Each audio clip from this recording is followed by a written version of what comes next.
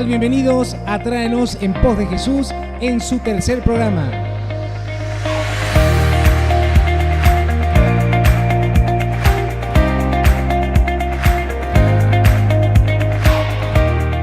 Quien les habla, Daniel Montaño, y me acompaña mi hermano Gabriel Montaño. ¿Cómo estás, Gabriel? Hola, Daniel. Bien, gracias a Dios.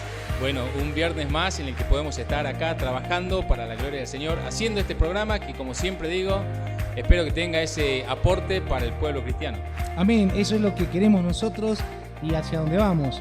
Estamos en esta primera temporada desarrollando la temática Una iglesia sana o bíblica. Amén. Y mientras más vamos llegando o adentrándonos en el tema, vamos llegando al núcleo del cuerpo de Cristo. Así es, Daniel. Me parece que esa es la idea, porque aunque entiendo que quizás el pueblo cristiano comprende lo que es ser la iglesia, quizás algunas cosas esenciales han quedado de lado, guardadas como en un armario, y es necesario refrescar en la doctrina de lo que es la iglesia, lo que también se conoce como eclesiología, para que la iglesia pueda funcionar correctamente, Daniel. Exactamente. Y esto es algo que no debería ser así, porque ya tendría que estar implantada en las iglesias, pero es necesario por la cantidad de sustitución que hay en la iglesia de aquello que es las escrituras. Se sustituyen libros por las escrituras, doctrinas preconcebidas por las escrituras y ministerios.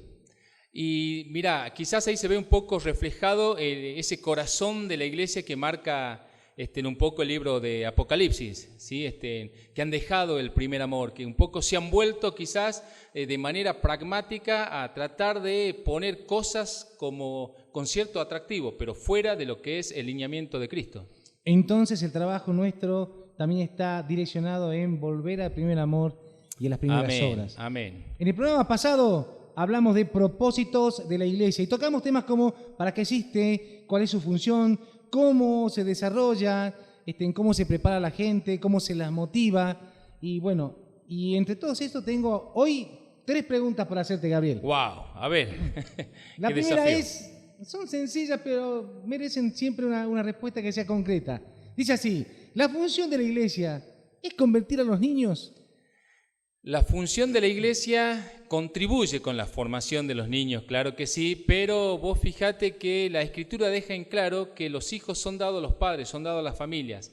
Tanto Efesios capítulo 6 marca que la crianza de los niños es de los padres, o sea, marca un poco la responsabilidad directa de las familias. El Salmo 127 lo mismo. De todas maneras, Jesús dijo de forma pública, dejad a los niños que vengan a mí. Y eso un poco le carga responsabilidad a la iglesia, claro que sí, para poder contribuir y darle a los niños aquella parte que quizás a veces los padres no pueden encontrar de forma práctica, pero sí contribuye.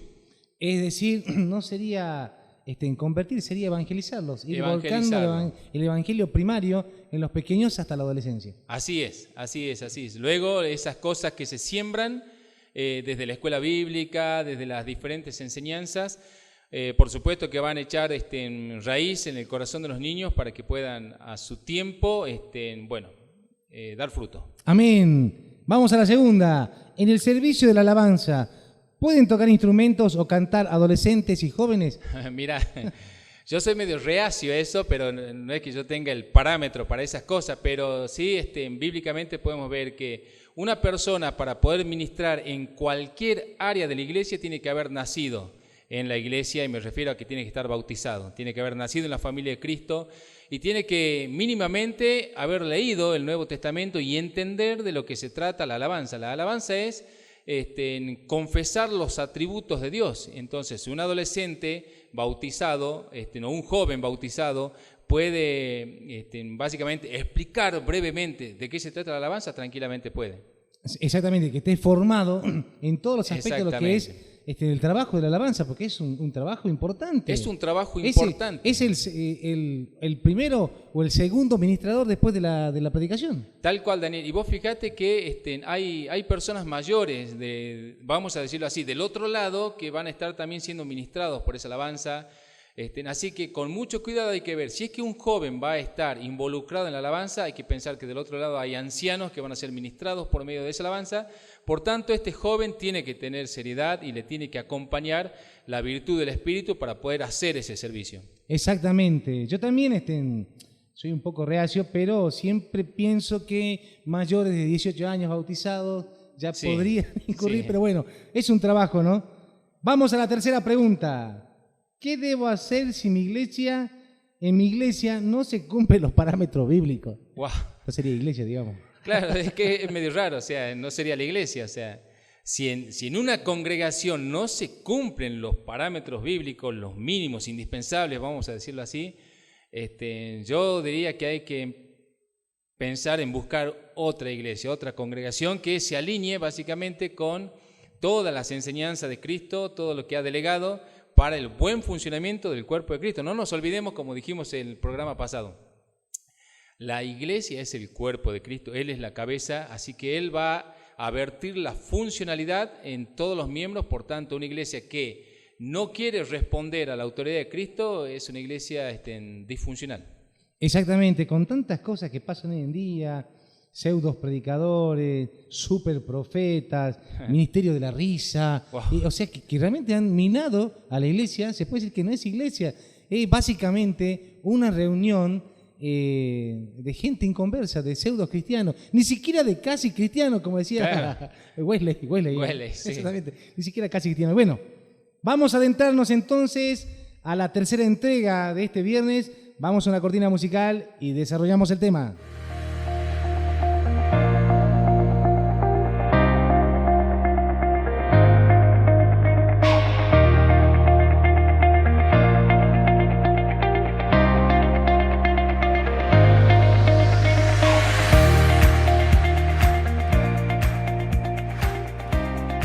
Volvemos entonces a nuestra tercera entrega y hoy, Gabriel, vamos a hablar de composición de la iglesia, y este es un tema realmente que es un tema largo. Es un tema largo y es un tema, como diríamos, es la aorta que nos lleva hacia el núcleo del cuerpo de Cristo, y es un tema importante. Y va a ser un desafío tratar de vertir estas cosas importantes en menos de 25 minutos, te comento. O sea, vamos a tener que hacer un licuado de estas cosas, de todo lo que en sí es la doctrina de la composición de la iglesia, como para vertir la idea principal a la audiencia. Entonces vamos directamente al tema, composición de la iglesia. En este tiempo y en estos últimos 20 años, la iglesia ha sufrido también lo que se llama el nacimiento de iglesias emergentes que en ocasiones han abandonado básicamente el hecho de estar constituido por pastores, maestros y otras congregaciones que venían ya de hace mucho tiempo, que tienen la composición ministerial,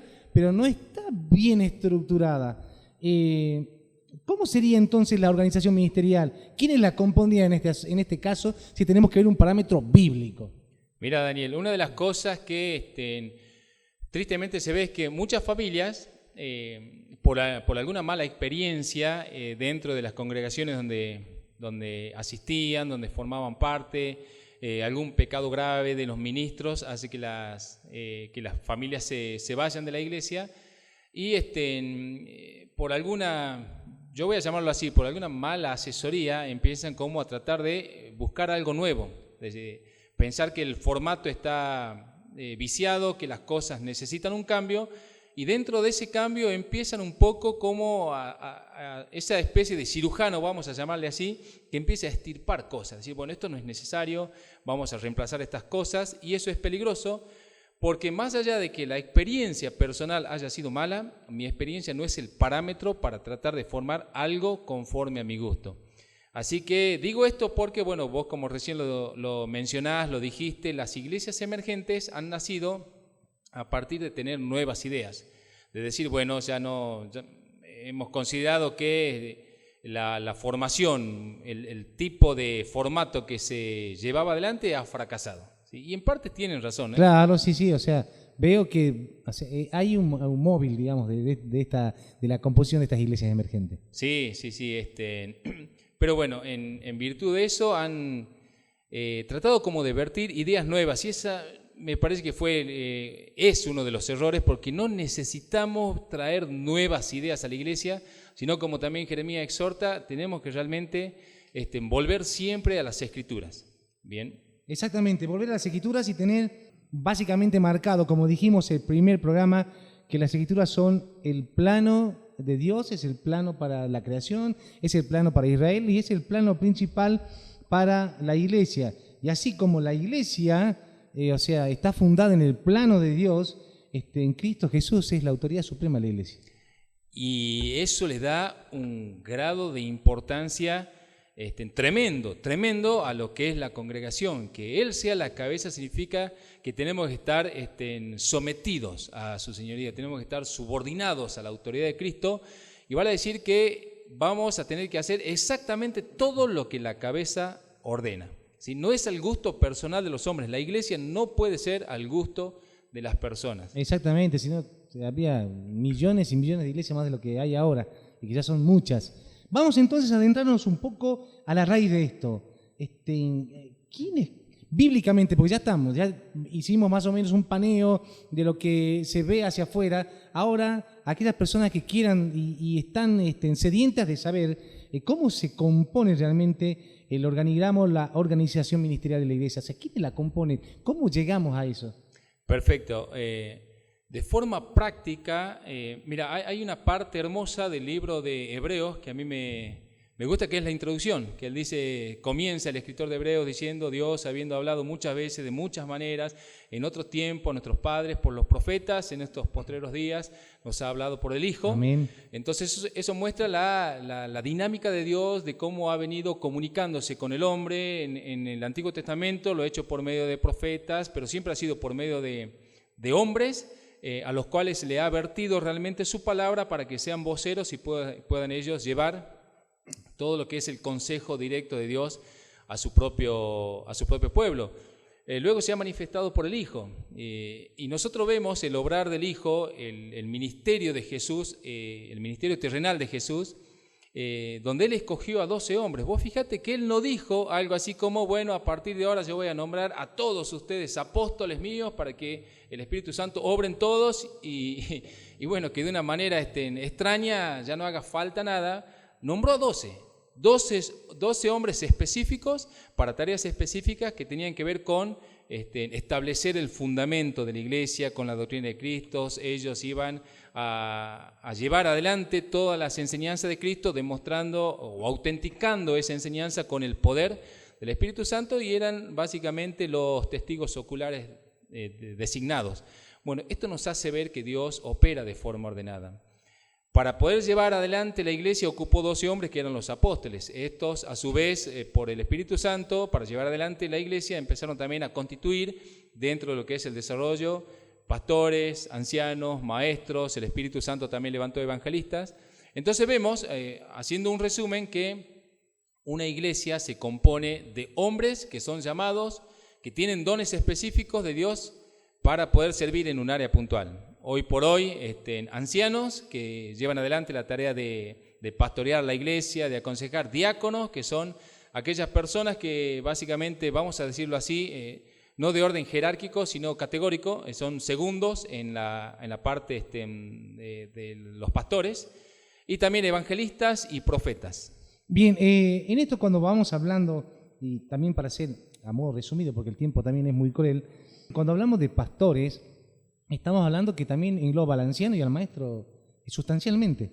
Sí. Se tiende mucho a separar, está el pastor y está el maestro, pero en realidad el pastor tiene que ser el maestro, porque Jesús era pastor y maestro. Sí, tal cual. Bueno, eso depende mucho de la capacidad que tenga aquella persona que Dios ha escogido para servir en la iglesia. Generalmente, Pablo se lo expresa puntualmente a Timoteo, en 1 Timoteo capítulo 3, le dice que un obispo tiene que ser apto para la enseñanza. Esto ya nos muestra que un pastor tiene que tener aptitud en la enseñanza, como para poder vertir realmente un buen alimento a la congregación, a aquellos que están sedientos de Cristo, y poder nutrirlos y alimentarlos con la verdad de Cristo.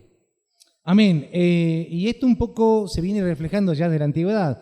La constitución de los servicios en el templo tenía un sumo sacerdote, tenía sacerdotes, los levitas que ayudaban. O sea que esto no es nada extraño. No es que la iglesia lleva los parámetros de lo que fue el judaísmo, sino más bien es un reflejo, y la organización está plasmada. apóstoles, que sabemos que los apóstoles ya cumplieron una función, pastores, maestros, ancianos y diáconos, y todo esto es porque la iglesia está organizada en el corazón de Cristo Jesús, está directamente direccionada para que sea un culto racional, para que todo sea de manera específica y todo funcione con los engranajes completos, bien aceitados. Exactamente. Yo voy a volver a citar el mismo ejemplo Amén, amén. que cita el apóstol Pablo. O sea, no hay mejor comparación para la funcionalidad de la iglesia que el cuerpo de Cristo. Y yo cada vez que menciono esto, inmediatamente estoy pensando en mi cuerpo, en la manera en que mi cuerpo funciona de forma armónica, cada miembro no se autodirecciona, porque si así sería yo no podría caminar parejo, capaz que me caería en el segundo paso, pero hay cierta armonía entre todos los miembros. Bueno, la iglesia es exactamente igual, por medio del Espíritu Santo. Pablo menciona que es un cuerpo, esto significa que cada miembro tiene una función. Al ser funcional la iglesia significa que va a haber personas con tareas distinguidas dentro de la congregación con un trabajo específico. O sea, no pueden ser todos maestros, no pueden ser todos pastores, no pueden ser todos diáconos, no pueden ser todos evangelistas, sino que de acuerdo a cómo ha sido la gracia del Espíritu Santo, va a haber pastores, va a haber por otro lado pastores y maestros revistiendo el mismo servicio, va a haber diáconos, luego va a haber evangelistas, luego va a haber profetas también, no profetas para traer doctrinas nuevas, sino de visiones apocalípticas, digamos. Claro, no, sino quizás de una manera más predictiva, digamos, que Dios quiera decirnos algo que tenga que ver con la economía de Argentina hasta fin de año y que la iglesia necesite estar anticipada. Dios tranquilamente puede anticiparnos a eso por medio de algún servidor que sería un profeta. Amén, no como esos profetas que andan ahora. No. Bien, ancianos, como dijimos, está estructurado con ancianos, diáconos, maestros, y esto también lleva a que estos servidores con dones espirituales tengan un requisito. Y antes, haciendo también un paréntesis, esto responde un poco a una pregunta que me hacía un hombre de una iglesia, yo le llamo iglesia emergente, a lo que son iglesias que salieron, que comenzaron a reunirse al aire libre y demás, que tenían la posición de que Jesús era el pastor y no hacía falta más nada, no había maestros, no había pastores, y básicamente como sensación está buena, porque Jesús es el pastor, pero en el parámetro es totalmente antibíblico. Claro, sería como una contradicción de Jesús mismo, o sea, que me digas quién es el pastor en esta congregación. No, Jesús es el pastor, amén, pero hay cierta contradicción porque el mismo que inspiró las Escrituras es Jesús por medio de su Espíritu Santo. Las Escrituras son inspiración divina, inerrantes, inefables, por tanto, si el Espíritu Santo a partir de Efesios 4 dice que la iglesia va a funcionar con pastores, profetas, evangelistas, entonces, ¿qué sería como una contradicción de Jesús mismo? Y vos sabés que me acuerdo de algo también porque sucede que dentro de ese tipo de iglesias emergentes, cuando está esa postura, ellos siempre van directamente a un versículo que está en Primera de Juan. Si mal no recuerdo, es Primera de Juan 2, donde dice que todos tenemos la unción del Espíritu, por tanto no necesitamos que nadie nos enseñe. ¡Wow! O sea, suena, suena revelador, pero se está perdiendo todo el contexto. Claro, porque el contexto viene hablando del anticristo. O sea, viene diciendo que obviamente el anticristo no va a poder engañar a ningún hijo de Dios porque el Espíritu Santo le va a hacer ver realmente quién es verdaderamente aquel que es, en este caso, hijo de la mentira. O sea, está diciendo que el Espíritu Santo nos da discernimiento para distinguir lo bueno de lo malo, la verdad de la mentira, el anticristo del verdadero Cristo. Pero no nos está diciendo que esa unción es suficiente para que uno ya no tenga necesidad de nada. Muchos textos sacados de contexto. Claro. También el texto que dice que nos hizo reyes y sacerdotes para él. O sea que ya podemos oficiar el sacerdocio nosotros y que cada uno es sacerdote en su vida. ¿Y qué tipo de sacerdote, digamos? Porque si el sacerdote tenía que sacrificar animales, o sea, ¿qué tendríamos que hacer nosotros si ya el antiguo pacto finiquitó? Claro, exactamente. Y a su vez, esto también me hace un poco más, me suena por el lado de obviar un poco los requisitos, porque vemos que para que el cuerpo de Cristo funcione con los nombramientos que hace Pablo, los requisitos son importantes. No se pueden obviar los requisitos. No se puede, digamos, pasar por alto aquello, porque uno puede decir, bueno, tiene el conocimiento, leyó la Biblia, es vehemente, es una persona clara para hablar, es alto como Saúl, pero hace aguas en su vida hasta moral. Claro, o sea, me parece que parafraseando sería: tu doctrina funciona en casa, si funciona en casa va a funcionar en la iglesia, porque básicamente los requisitos, gran parte de los requisitos se evidencian por ese lado, o sea... Ahí ya nos bajamos el 50%. No, es que hoy por hoy, tristemente, el otro día hablaba con un anciano amigo de una iglesia muy querida, donde él puntualmente me decía que dentro de lo que son la reunión de los pastores, muchos habían confesado que sus familias estaban sufriendo esa división, los hijos por un lado, él ministrando por otro lado, y es un poco evidencia la ineficacia de su propia doctrina, ¿sí? La ineficacia de su propio cristianismo. Y quizás el llamado al principio fue genuino, pero el requisito tiene que mantenerse a lo largo del ministerio, o sea, básicamente no es la cola del ministerio, es la camiseta del ministerio, es la que debe llevar y es lo que vislumbra al ministro en todo tiempo. Exactamente. El asunto con los requisitos, bueno, yo entiendo que también sirve para filtrar. Imagino que la intención un poco de Pablo, al mencionarle esto a Timoteo, es filtrar justamente a muchas personas que seguramente con capacidad de conocimiento de la Escritura pensaban que ya podían desarrollar algún tipo de ministerio, de servicio. Lo que Pablo dice, no es solamente una cuestión de Escritura, es una cuestión también de cómo aplicás la Escritura a tu propia familia, a tu propia casa, a tus propios hijos, como para poder filtrar un poco el asunto. Bien, entonces tenemos ya los parámetros de una iglesia, de un cuerpo constituido con lo que hemos nombrado, los ancianos, los maestros, tal vez voy a ser redundante en esto, profetas, que están trabajando con la grey, con las ovejas, y que tienen básicamente el llamado del Señor. Esto únicamente hace base en la localidad de las iglesias, porque vemos que en sí el protestantismo y el pseudo protestantismo han hecho tela de arañas por todos lados, donde cada servicio responde a uno más grande hasta que llega a uno que ya está en la cúspide. Claro, no. Un papa. Claro. Un papa protestante.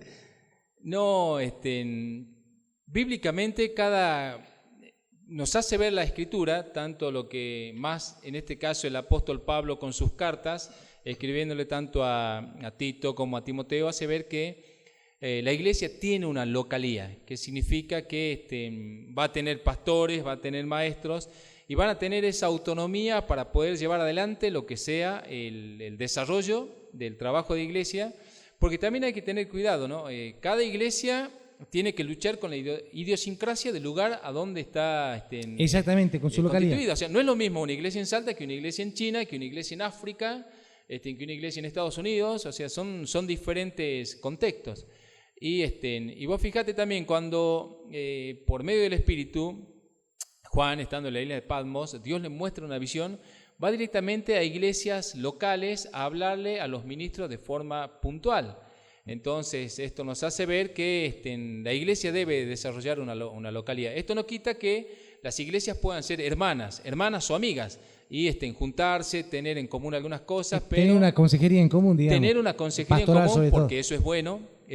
Hay circunstancias donde algunas situaciones son muy específicas o muy puntuales. Por ejemplo, te doy un ejemplo cortito que se me vino recién a la cabeza. Una persona, un anciano de 60 y 65 años, no recuerdo bien, que sirve en una iglesia, un hombre piadoso, con una familia ordenada, pero que de repente cuando se tocó el tema del bautismo y cuando se pudo evidenciar que el asunto del bautismo no debería hacerse en adolescentes o incluso en en niños. Ese es un, claro, es un debate eso, básicamente. Ese es un tema porque cuando uno aborda la doctrina del bautismo queda muy evidenciado lo que representa al punto tal que uno dice, bueno, yo me bauticé sin haber entendido todo esto. Y él mismo, anciano de la iglesia, él dijo, yo me bauticé a los 11 años sin entender absolutamente nada de lo que era realmente la doctrina del bautismo. ¿Cómo hacemos en ese caso? Claro, y al punto tal que me dice, che, me tengo que rebautizar. Y eso fue, bueno, juntarse, conversar. Claro. Le dijimos que no, por supuesto, para que no haya rebautismo. Exactamente. Bueno, sabemos que para los ministerios hay una ordenación. Una ordenación, digamos, ministerial es un proceso que primeramente está en el llamamiento, digamos, de Dios. ¿Cómo una persona siente el llamado? La Escritura nos explica que existe, como dice Pablo, el que anhela obispado, pero eso no puede ser un anhelo superficial. No, me gusta una expresión de Jeremías que él dice que la palabra de Dios era como fuego dentro de él, que no lo podía soportar. Y yo entiendo que el anhelo que Dios pone en el corazón de los creyentes cuando está llamando a una persona al evangelismo, una persona al pastorado, una persona a trabajar como maestro, como profeta, predicador, es un anhelo ardiente, yo lo voy a llamar así, algo que empieza a inquietarte en el corazón, que todos los días básicamente te hace ruido, y al mismo tiempo eso también se evidencia en el presbiterio, en el cuerpo de ancianos. Ellos empiezan a notarlo, empiezan a distinguirlo, y son ellos puntualmente los que dicen, hermano, estamos viendo que Dios te está llamando a tal área, entendemos que Dios te está formando para tal servicio, para tal área, al punto tal que ahí ya tenemos como un consenso, sin que nadie haya dicho nada, entre lo que es el cuerpo ministerial y esta persona que está siendo llamada. Y al mismo tiempo también hay, cuando hay profetas, servidores que pueden transmitir, ser como los voceros de Dios, también puntualmente a veces tienen una palabra específica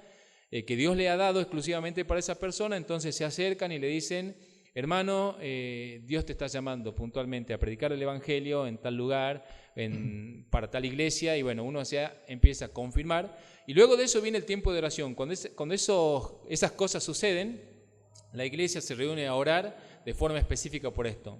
Un tiempo prudencial, 7 días, 10 días, y una vez que esto se confirma, ahí luego existe lo que es la imposición de manos, que sería el nombramiento oficial de un servicio específico.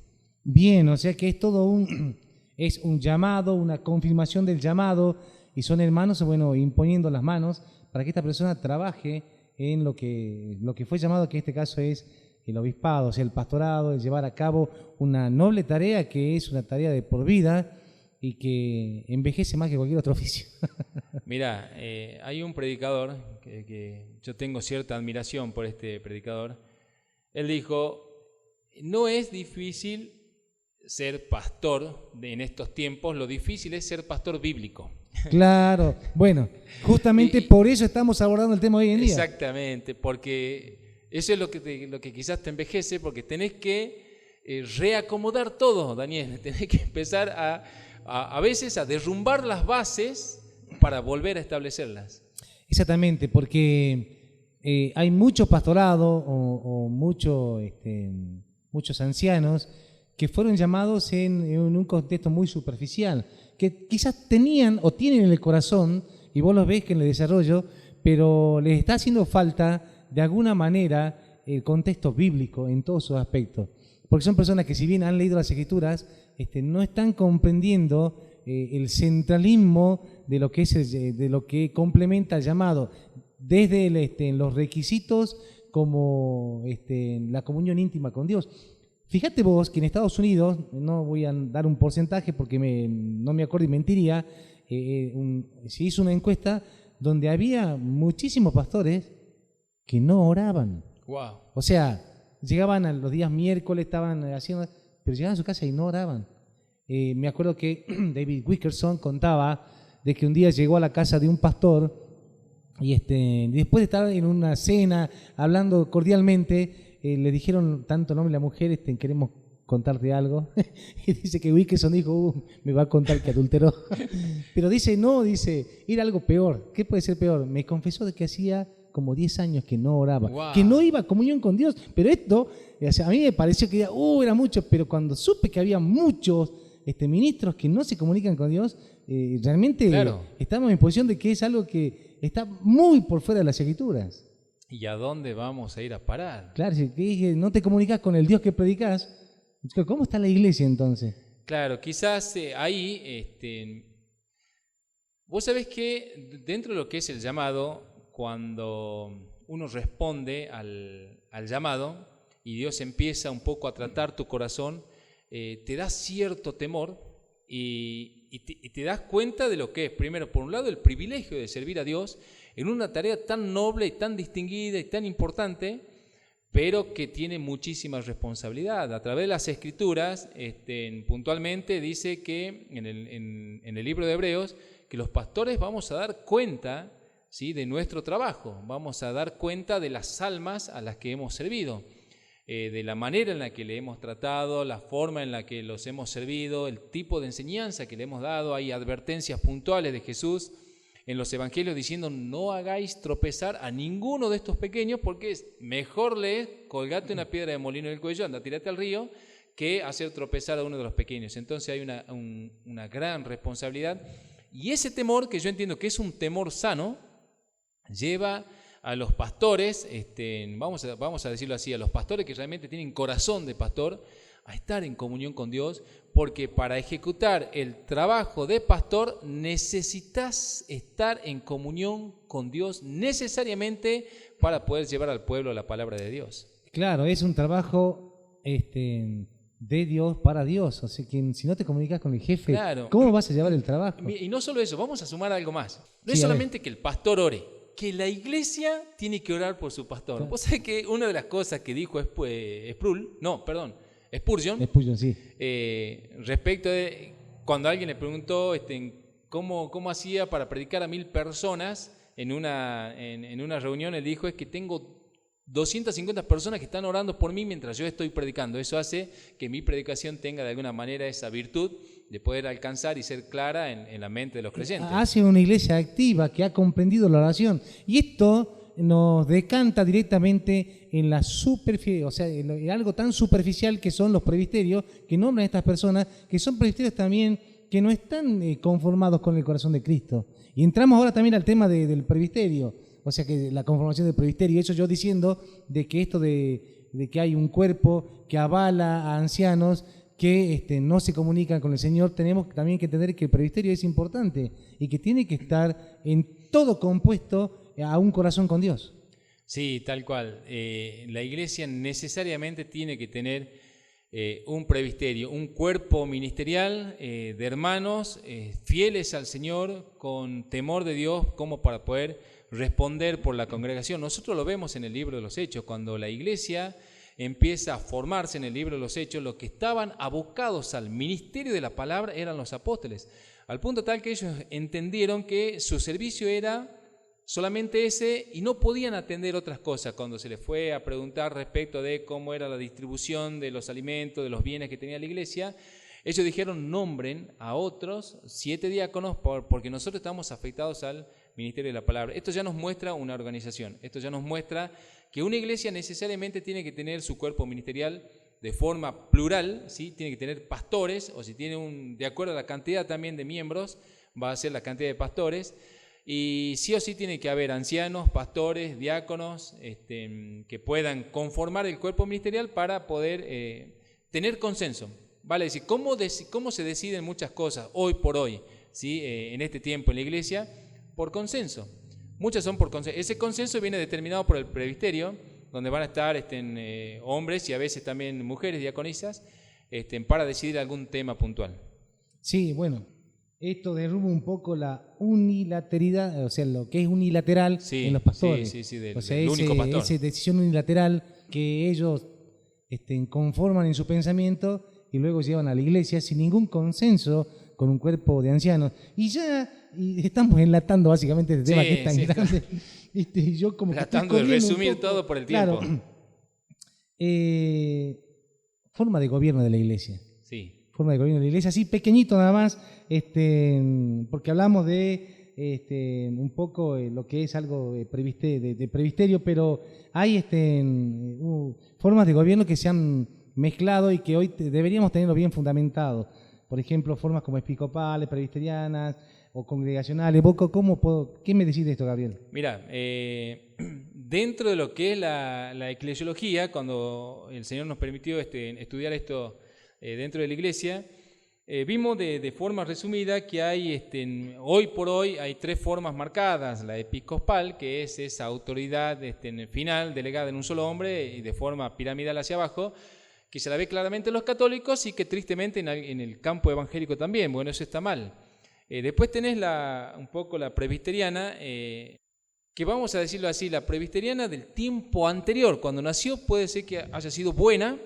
Hoy por hoy la forma presbiteriana actual está un poco pervertida, o sea, distorsionada de lo que fue su origen, porque si bien existe un presbiterio, ellos tienen como un presbiterio principal que sigue rigiendo los otros presbiterios hacia abajo, sigue siendo como una tela de araña. Una pirámide. Claro, sí. Yo le diría que, lo llamaría así, presbiteriana local, ¿sí? Que la forma de gobierno en la iglesia, y vamos a entender que gobierno tiene que ver con servicio, tiene que ser presbiteriana porque tiene que haber un presbiterio, pero tiene que ser local, ¿sí?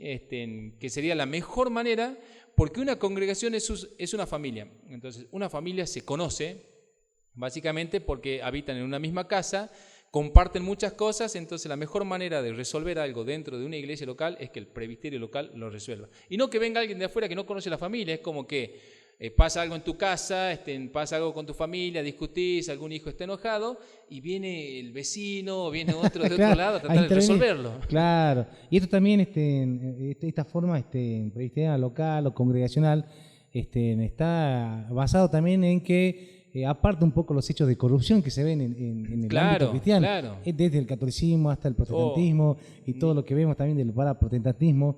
Y bueno, Gabriel, se nos acaba el tiempo. Se nos acabó el tiempo. Y tanto para hablar.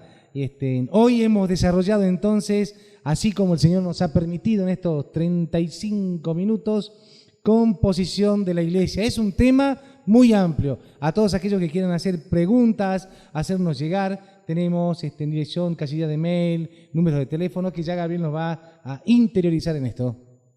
Tal cual, para que dejen sus consultas, WhatsApp 387-221-2575 y bueno, nuestra casilla de mail ibg.salta@gmail.com.ar. Cualquier consulta, cosa que quieran vertirnos, adelante. Amén, bien. Nos vamos, nos encontraremos en la próxima entrega. Que el Señor les bendiga. Que el Señor les bendiga.